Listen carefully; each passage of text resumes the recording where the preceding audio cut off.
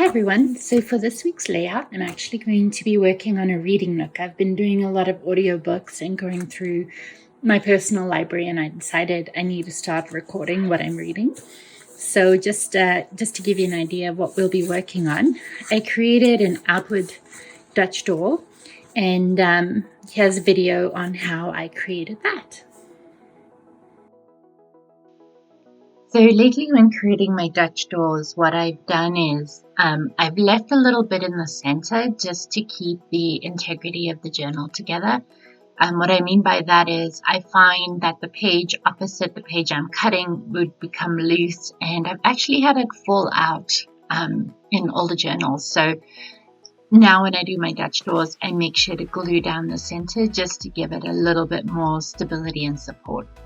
Also, if you're going to use a utility knife in your journal, use a very, very, very light hand, and that's why you see me going back in with scissors, because I didn't want to risk ruining my bullet journal by cutting too many pages. So now what I'm doing, I'm using washi tape to attach the page to the outside edge of the page that's still in the journal.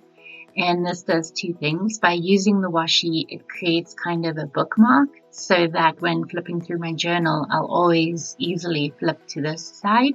Normally this would be nice to have at the beginning of a setup, but I didn't think I'd be using this, so now it's in the middle of my journal.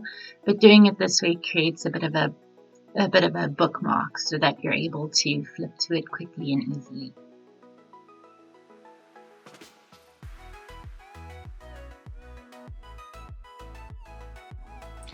So once I got my Dutch door together, I penciled in what I wanted it to look like, and I put together a color palette. And with the color palette, I actually created a sticker that I'm going to be using for this portion, and the sticker will be available for free download on my website, so go check it out. And then I'm just using my Crayolas and, as always, my Tombos. And I'm also going to use a Tombow Funosuke as well. I just have to grab one. And then we're going to put this all together. So the quote I chose is, "Reading gives us some place to go when we have to stay where we are." Now, I've always loved reading. I just haven't done a lot of it. I haven't had a lot of time. But of course, with everything that's been going on, I started getting into audiobooks. So I thought this quote was super appropriate. So I hope you enjoyed today's video, and thank you for watching.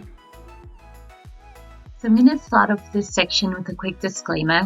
After lettering this quote, after lettering the quote in this style, I decided it was too much energy for what I was trying to accomplish. So I actually ended up redoing this quote, and I show you how I ended up redoing it. But in the meantime, this is what I thought I wanted.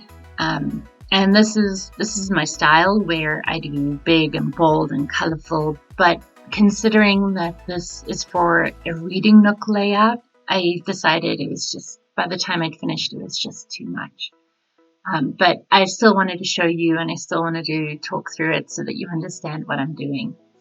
So I went in and I did my calligraphy with my Crayola markers, and it's specifically the super tips because they have the broad and the fine capabilities, and that's what you want.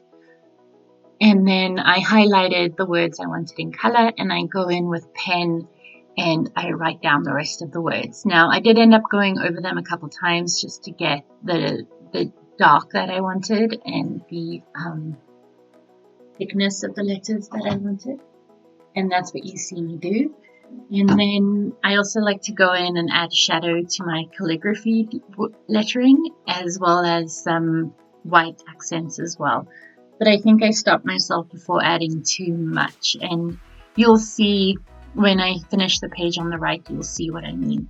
And I'm also excited to share with you how I go about correcting something in my bullet journal. A bit of a story, a friend of mine was saying how they'd ruined their bullet journal because they'd stamped in it and the stamping had bled through, and now it's just a practice journal. And I kind of chuckled to myself, and I was like, well, if it's only one page, you can fix that and you can just keep using the journal. And now she still has her journal that she can use. The most important thing to remember when bullet journaling is that it has to be what works for you, and there's no such thing as a mistake. You can always just turn the page.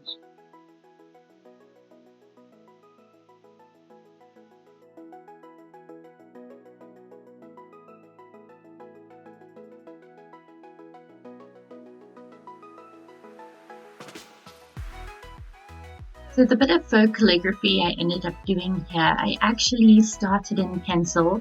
I then went in and I drew around it to give it the thickness that I wanted, and then went in with pen afterwards.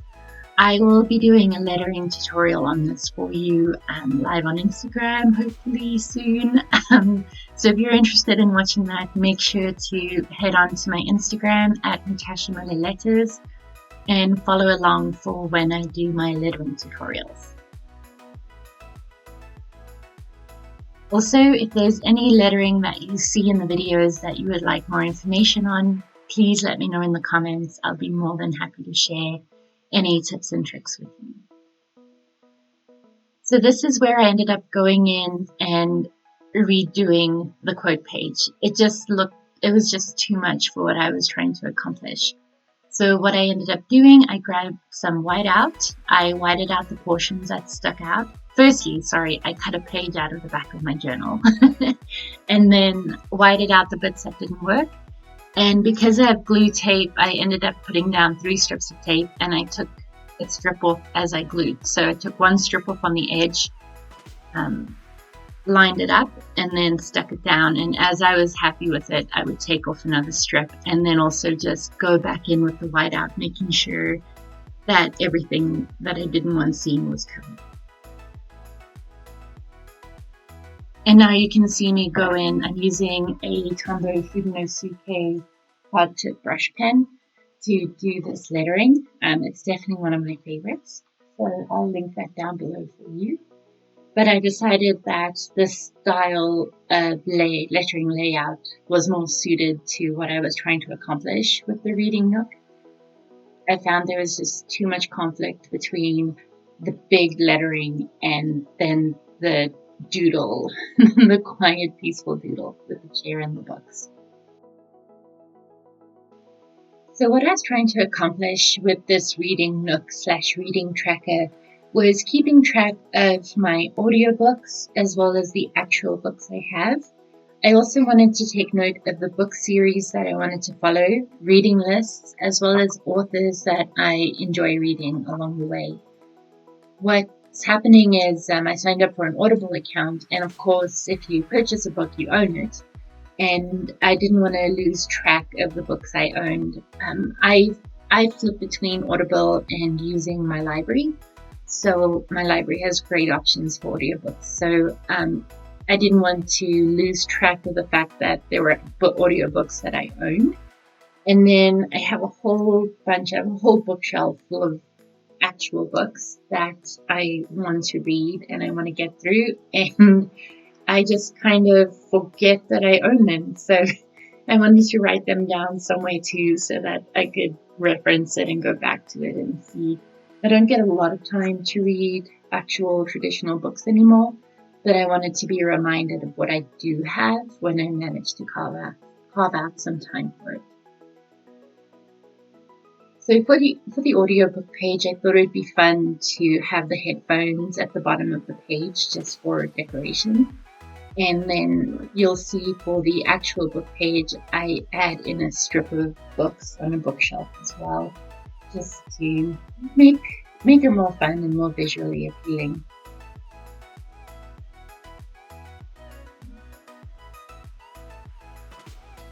I also decided to call them actual books because I wasn't sure what to name them. Traditional books was too long to letter and fit in, so I just went with actual books, meaning physical books. And then, of course, there are also books that aren't available as audiobooks that I wanted to keep track of in case I bought them for my Kobo or I bought them or borrowed them from the library.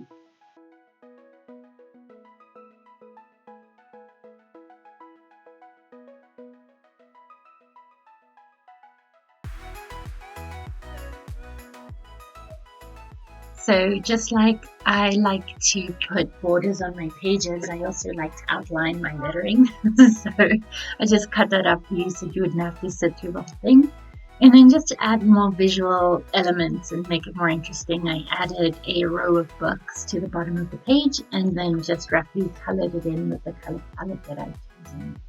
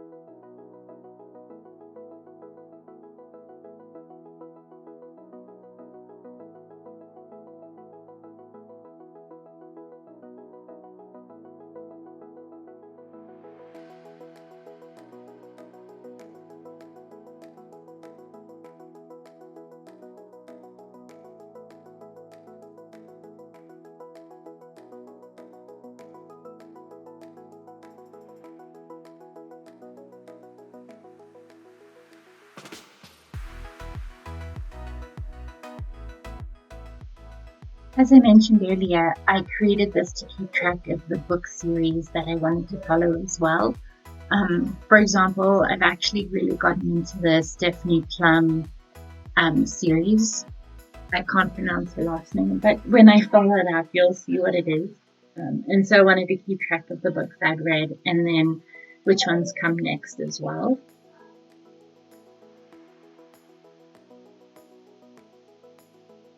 I decided to keep these book series pages pretty plain as I plan to fill them up quite a bit. There are already 3 series that I'm interested in following. So I wanted to make sure I had lots of space to be able to write down which books come next.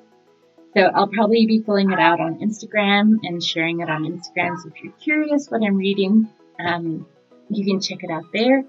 As a hint, I'm really enjoying the cheesy little murder mysteries and then they got a bit dark, so I've now moved to the romantic comedy type books. So I just keep flopping between those two. I'd also made a reading wish list, and this is because not all of the books I want to read are available as audiobooks yet. And then also to keep track of the audiobooks I want to read. So I want to read Michelle Obama's Becoming, and then I also want to read Trevor Noah's memoir. So that's what this page is for. It's just keeping track of the books that I want to keep an eye on. I also have a Goodreads account, but I definitely don't use it as much as I'd like to or should. So this was kind of just to help me keep things at the forefront. So on the reading wish list page is where I decided to draw a book element, another fun little element just to tie it in with the rest of the pages.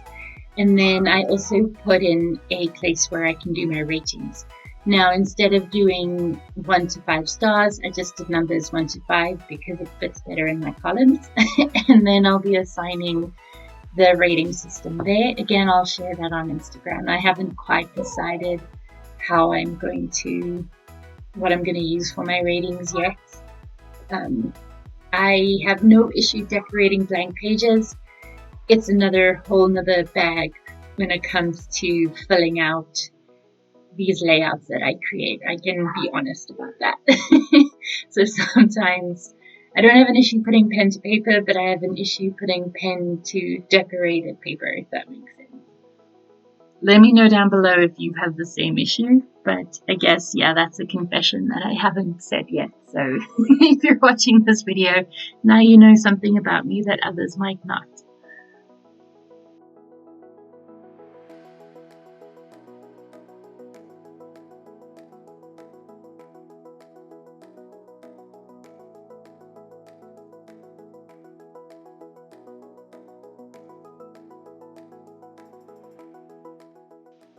On the next page, you will see that I made a tracker. So what this tracker is, I filled out February through December, And then I have a music note for my audible books, and I have an audiobook, sorry. And then I have an A for my actual books. And what I intend on using the tracker for is just filling out how many audiobooks I've listened to and then how many actual books I've read in that month. Again, when I started this year, that wasn't my intention. But now that I'm pretty solidly into reorganizing my library and going through all these audiobooks, I figured I might as well start keeping track of how many I've read. At the bottom of the tracker page, I also put authors to read. So throughout my adventure in finding new books to listen to or reading the Goodreads newsletter and seeing what new books are coming out, I found a couple of authors that I haven't known or haven't read before, and so I decided to make a spot where I can write down their names so that I can keep an eye open for any new books that they have coming out that I really enjoyed. One of the authors I'm enjoying right now is Victoria Hamilton. She's writing the Vintage Fiction series, and I really like that book series. I think I've read 4 books now, and I plan on finishing the series, or as much as she keeps going. And so I want to keep track of all the books she writes. The last one she wrote, which was A Gentlewoman's Guide to Murder or something, I didn't care very much for that story. And that story was part of what led me to back to the romantic comedies, but that's okay. Not everybody is going to like every book, so it is what it is. But then, yeah, just to keep track of new authors that I find and stories that I want to read.